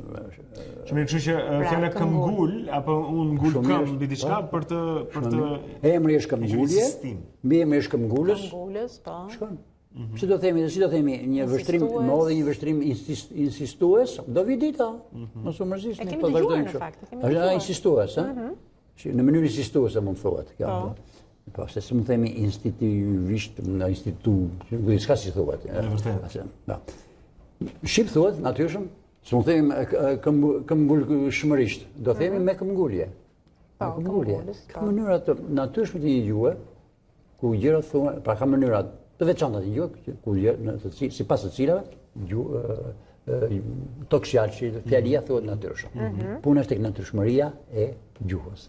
Sepse thot një 1918 një shkrimtar francez Detouche thoshte chasser le naturel, il revient au galop. Dëbojeni të natyrshmen, ajo kthehet me vrap. Vjen vet pra. Vjen vet. Në instinktive. Shumë interesante. Atëherë, fjala kemi mbritur tek fjala e pestë. E pestë dhe e fundit kushtoj. Kushtoj. Gjagjës, fjala huaj që po rrezikon kushtoj në çfarë? Kushtoj vëmendje, kushtoj apo jo? Apo në kuptimin kur marr një nuk e di. E kostos apo? Jo, marr një libër dhe profesorët, keni botuar një libër të lutem. Ma? Autograf, mi pa autograf. Po me autograf, kjo është një mënyrë elegante për ta thënë, Tjetër? Dedikim, po ka hyrë në mënyrë pabesë. Shikoni ç'ndodh me fjalën dedikoj. Për një libër, thuhet, e ka dhe fjalorin gjuhës shqipe, profesor, do ma kushtoni këtë libër? Këtë libër ja kushtoj në nësime, këtë libër ja kushtoj shokut tim. Po ta kushtoj atë. Po nuk përdoret, duket e çuditshme. Kur nuk përdoret një term, duket e çuditshëm. Kështu kanë thënë me shumë fjalë gjuhë shqipe. E kam thënë dikur me fjalën prodhim, produkt. Dikur prodhim ishte procesi i prodhuarit dhe prodhimi ishte objekti i prodhuar. Tani thuhet prodhim për procesin dhe thuhet produkt për atë. Thuhet prodhime bujqësore, prodhime blegtorare. Tani nuk thonë produkte. Ndërkohë që është e kot, sepse pasuria një gjuhë nuk është thjesht kemi sa më shumë fjalë, sepse pasuri është edhe të kesh një fjalë me 3 kuptime. Me 3 kuptime. Prandaj, atë dedikoj. Pastaj kemi kur vjen bëhet fjalë për një sukses, për një arritje që ke ti në jetën profesionale. Këtë ja dedikoj filanit. Jo, zotëri. Për këtë i detyrohem filanit. Për këtë jam mirënjohës filanit. Ka platforma. Pra jo dedikojnë. Në fakt ka hyrë kaq shumë kjo fjalë sa që ju që thoni që është një fjalë e huaj thua au. Po në fakt në një kuptim për shembull në anglisht dedication do të përkushtim. Pra është kur dikush është i dedikuar, është i përkushtuar, ja një fjalë tjetër. Përkushtoj që po zonsohet nga ka prirje njëri shumë i dedikuar, po. I përkushtuar. Po. Do hyjë dhe kjo do vjen, ai shumë i dedikuar, që i përkushtuar për nanën, për baban, për shokun, për qendrën e punës etj. Kështu që e vret edhe për kushtimin pra në rrugë sipër. Një rrugë e dy punë. Ja është vërtet për ta rrugë sepse si tani profesori me një terren, bëjmë 2 terren. Pikërisht, pra se nuk është ikëm vetëm një fjalë, apo ikëm një familje e tërë dhe kjo është vërtet për të me një terren bëjmë 2 terren. Ata kjo është pak artificial, nuk është natyrshme, po. Me një gur vrasim 2 zogj. Dhe jo e kundërta, me një zog vrasim, ngjallim 2 gur. Atëherë shumë interesante sot kjo përzierje e 5 fjalëve për sot do ta them. Faleminderit, domethënë di si që ka qenë interesante. Shumë mirë. Jo, ishte vërtet ishte. Nuk është interesante sa do jetë nesër. Dje më mungoi. Të mungoi, Mirë, në rregull, kujtojmë gjithashtu që pikërisht këto pjesë të emisionit ton, pra të mërkurave që ne kemi profesor Tupen, i gjeni në faqen a2cnn.com, mund t'i gjeni të tëra, janë të publikuara, janë në një rubrikë të mëvetshme, po. Të publikuara mund ta them profesor apo jo? Po, ka hyrë publikuara po. Jam në rregull? Të botuara. Të botuara, po. Po, ka hyrë publikuar, ka hyrë publikoj tash, që do thotë Ministria e Punëve Publike, dikur në kohën e Zogut, quhej Ministria e Punëve Botore. Botoj, gjë thot botoj, e bëj të njohur për botën. Por është që po thoshit pra që nëse e nxjerr nga përdorimi fillon të duket si diçka e çuditshme. Por nëse do e kishim përdorur gjatë gjithë kësaj kohe, botore, do të kishim qenë okay. Botore, po, i ka fjalë shiva, dhe thonë pastaj shiva nuk ka fjalë. Po syrim, ka ne plaçk brenda? Mirë, të besojmë, dakord. Pra vizitoni faqen e a2cnn.com dhe do të gjeni gjithçka që profesori ka thënë që erën e parë, që takimin e parë ka qenë me ne, do të shfaqim, do të publikojmë, do të transmetojmë, do të bëjmë të njohur, edhe këtë që sapo realizuam sot, kështu që nuk keni shans për të bërë asgjë. Po. E kam këtu. Kompleksoni. Kemi mbas pak zonja e zotrinj me më shumë, do të kemi zotin Anton Palushi këtu në studio për të folur pak mbi politikën në Shqipëri, vetëm mbas pak minutash.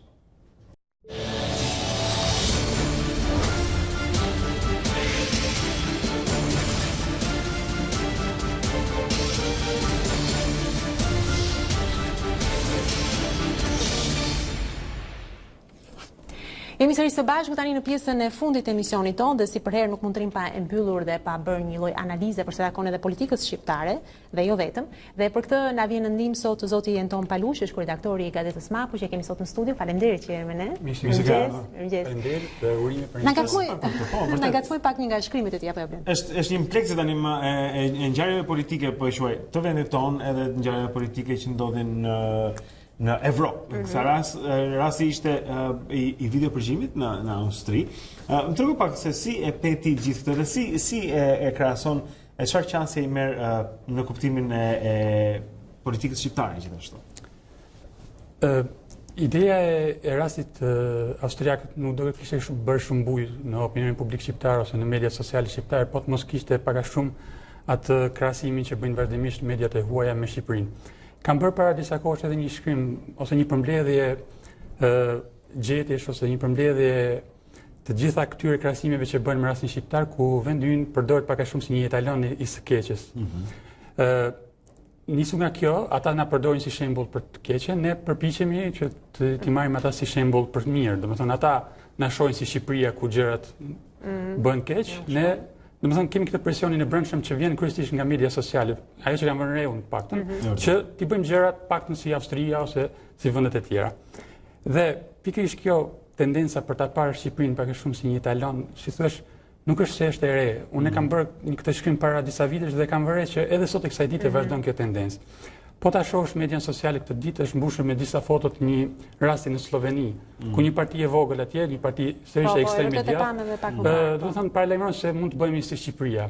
Por edhe në rastin e Austrisë, në videopërgjimin që doli në Austri, sërish kishte krahasime me Shqipërinë. Botusi një nga gazetave më të mëdha atje në Austri bëri një krahasim me Shqipërinë. Domethënë tha, ishte gazeta austria, në fakt, tha që pse po arrim në këtë gjendje, domethënë që të bëhemi më keq se Shqipëria. Edhe për mua, edhe një shkrim tjetër që çakulloi sërish nga agjencia APA e austriakëve, bëte një krahasim me Shqipërinë, duke thënë që po ta shohësh në Shqipëri kur ndodhin këto videopërgjime, politikanët jo vetëm që nuk ndërhiqen, por karriera e tyre mund të marrë për mirë. E vërtet. Po, a nuk e bëjmë dhe ne këtë me vende tjera, shpeshherë dhe do të thotë këtë diçka. Vura re për shembull para pak kohësh më bëri përshtypje. Zoti Basha ishte një takim me studentët ku tha që ju nuk duhet që të studioni si në Afrikë. Dhe po mendoja që Afrika ka qendra teknologjike të jashtëzakonshme me të cilat Shqipëria nuk krahasoj kurrë. Universiteti i Aleksandrisë ishte në Afrikë, në Egjipt, gjithashtu. Pra, dua të them që janë krahasime që përmbajnë ndoshta doza diskriminimi apo mungesë njohurie, por nuk reflektojnë atë që Afrika është domosdoshmërisht. Në tjetër mënyrë po themi edhe këto mbi Shqipërinë nuk është se ngjisin dhe realisht qëndrojnë, rasti sloven më duket pa klas, më duket shumë i shëmtuar dhe vërtet edhe vendosen aty si tabel, nuk mendoj që shpreh opinionin sloven. Çfarë mendon për këtë? Po ta shohësh në thelb njerëzit janë qenë që bëjnë krahasime gjithmonë. Domethënë ne po të mos bëjmë krahasime nuk është se ecim gjithmonë përpara. Gjitha këto rankime që bëhen, gjithë domethënë mënyra se si përparojmë bëhet duke pasur një bazë, domethënë një nivel krahasimit. Po mos e kemi atë nivel krahasimi që thuash ne nuk do ndryshojmë. Fjala bie për shembull, ne kemi presionin shumë më të lartë sepse jemi afër Evropës. Po të ishim në një vend afrikan, sigurisht presioni në opinionin publik do ishte ndryshe. Prandaj nuk është se e shoh si problem atë nevojën për të krahasuar, sepse në thelb ne jemi qenë që krahasimore. Domethënë gjithkohës bëjmë krahasime, jemi duke bërë krahasime. Kështu që edhe ajo që thot Basha ose që mund ta themi edhe ne në rastin e Austrisë, nuk është se është thelbi i problemit. Për mua problem është që si të japim zgjidhje këtij presionit brendshëm që ne bëhemi pak më të mirë, domethënë, që është një presion edhe i kuptueshëm. Mirë, por rasti i Austrisë nuk është se është një rast që duket i thjeshtë në një kuptim, duket sikur një zyrtar i qeverisë është kapur në një aferë korruptive, të ngelur në tentativë, por është shumë më i komplikuar, dhe aty mpleksen mediat, mplekset politika, plekset, domethënë, histori të shërbimeve informative, është një thriller kaq i bukur dhe kaq i gjerë sa po të ngelemi vetëm tek problemi i krahasimit. Prandaj unë kam bërë një përpjekje për të thënë që, okay, mund të marrim shembull nga austriakët, por jo vetëm për rastin e skandaleve, por edhe për populizmin, edhe për ekstremin e djathtë, edhe për sjelljen e mediave. Pra nuk digitalizuar gjithçka, do të thonë. Ka shumë elemente asaj historie të cilat ne mund t'i marrim në analizë, por nuk duhet të marrim në analizë vetëm këtë historinë e skandalit që në thelb është i rënd, domethënë sepse është një zëvendës kryeministe që është kapur në një rast, në një aferë të dyshuar, pak në për momentin sepse, por ajo është një thriller shumë i gjerë, domethënë për mua po ta zbërthejmë të plot, domethënë ka shumë elemente. Megjithatë ti e di që opozita, se mos opozita shqiptare e përdor këtë rast, pra atë modelin austriak apo jo për të anatemuar pastaj edhe qeverinë shqiptare, e cila gjithashtu sipas saj është kapur me dosjen e famshme 339, pra një arsye më tepër për të dhënë ajo dorëheqjen, pra e shikon me vend këtë lloj krahasimi, mund të shndrohet? Po. Të gjitha krahasimet ku, si thua, i kërkohet një qeverie që në rast të një skandali të reagojë ose të jap dorëheqje, për mua janë me vend. Shikoj, ne bëjmë vazhdimisht i bëjmë pyetje njëri tjetrit, të themi si vlerëson punën e një qeverisje të caktuar, domethënë si vlerëson këtë qeveri. Edhe e kemi të vështirë të japim një përgjigje, sepse është një pyetje e vështirë, në thelb ka shumë elemente. Mirë po, ka një hierarki ose një piramid kur bie fjala se si do ta vlerësojmë punën e një qeverisje. Domethënë, është si një piramid ku për keq, po themi në maj janë skandale. Në momentin që një qeverisje i del një skandal ose i publikohet një skandal, ai qeverisje ikën, domethënë sepse është ka dalë ajo e keqja në shesh në një farë mënyrë. Domethënë skandalet janë në maj. Dhe kjo është arsye se pse qeverisjet e ndryshme në vendet europiane, në vendet e zhvilluara japin dorëheqje ose largohen në momentin që del një skandal. Sepse ajo që them unë pak a shumë në shkrim është ata kanë kuptuar se në momentin që nuk reagohet ndaj një skandali, ai ka tendencën që të trashet dhe efektet negative në sistemin demokratik janë shumë të mëdha. Prandaj nëse reagohet shpejt, i jepet dorëheqje ose ai qeveri largohet, atëherë si thosh i pritet rrugë një të keqe. Në momentin që ajo nuk i pritet rrugë sa të keqe, ai bëhet Pra ti mendon që nëse qeveria shqiptare ose sa kryeministri do të kishte reaguar mbas këtij skandali që doli apo jo, flasim për dosjen 339, por që natyrisht priten akoma sepse është në hetim dhe me drejt qeveria mund të thotë ndoshta që ende nuk ka prova konkrete, është hetimi në rrugësi për etj si këto, por nëse Rama me këtë pretekst do të kishte dhënë dorëheqjen, mendon që ndoshta pastaj nuk do të kishte ardhur dhe djegja e mandateve, nuk do të ishim në këtë krizë që jemi sot, këtë po thuat? Jo vetëm krizë, sepse kriza është e fundit e cila nga ana e saj edhe ajo e amplifikon gjitha dëmet që i bën sistemi demokratik.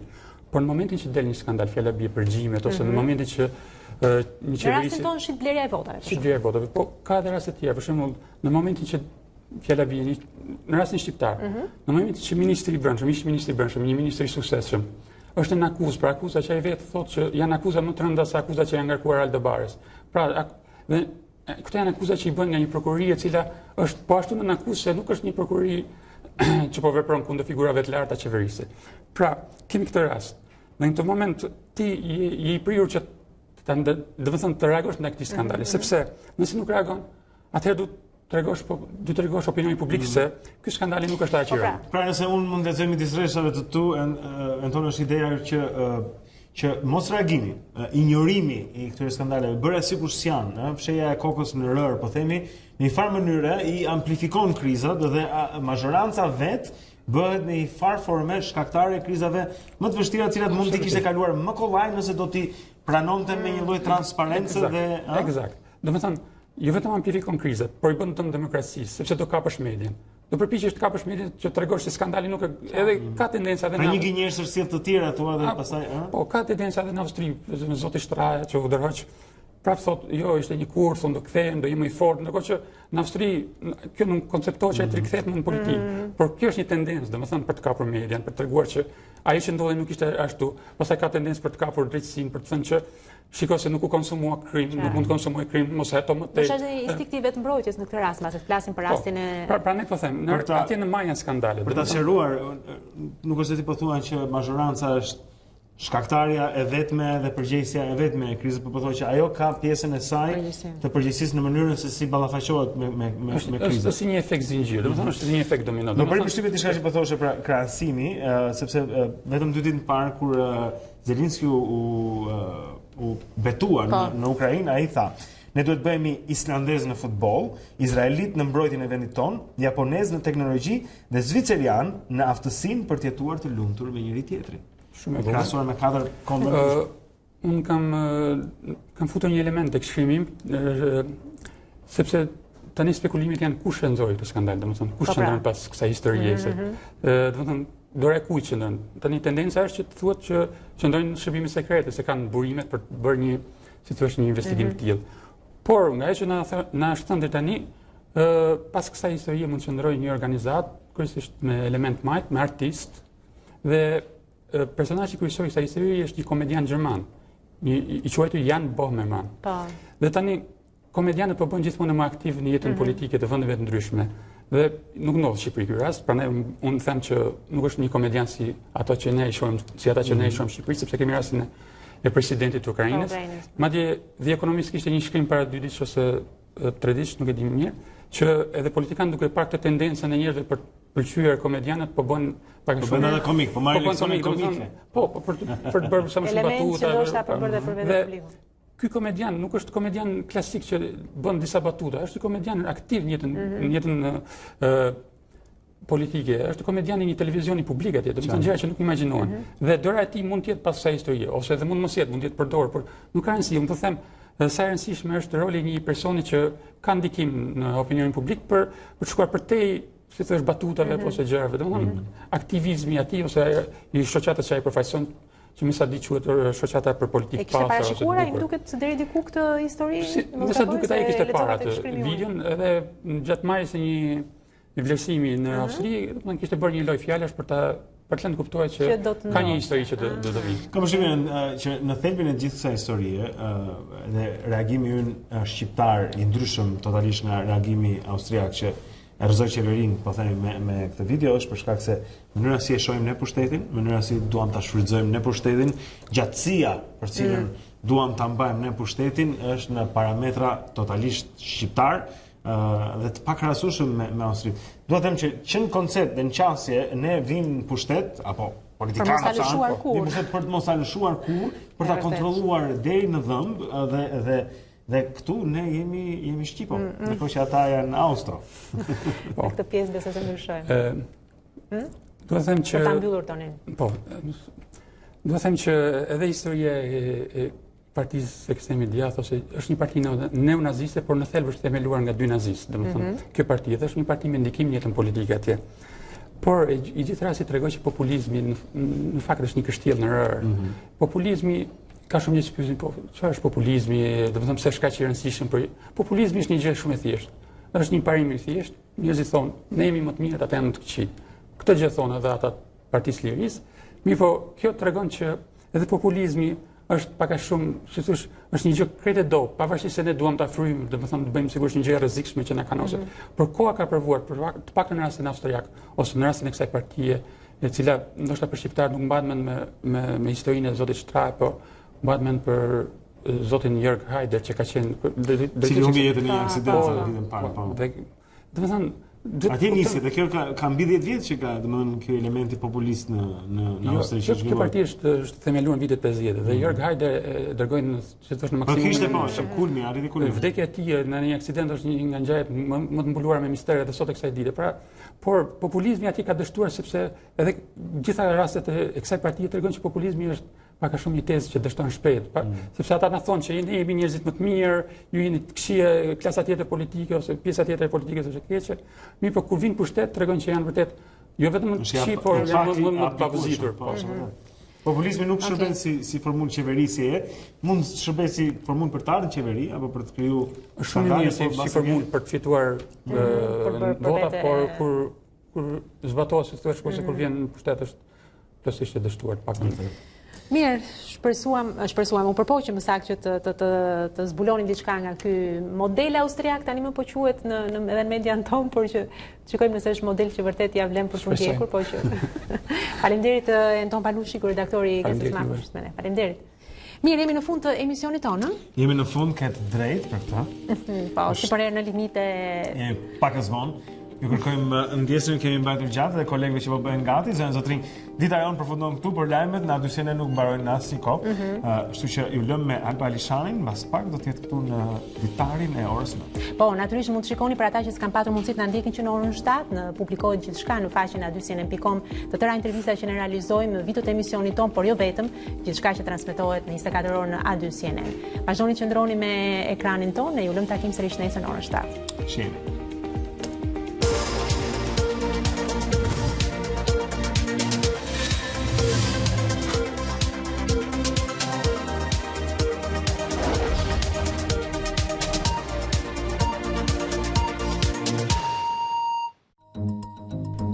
Unë jam Aurora Minga. Dhe unë jam Blendi Saleh. Për të parë të gjitha videot e emisionit ton, klikoni subscribe. Regjistroni.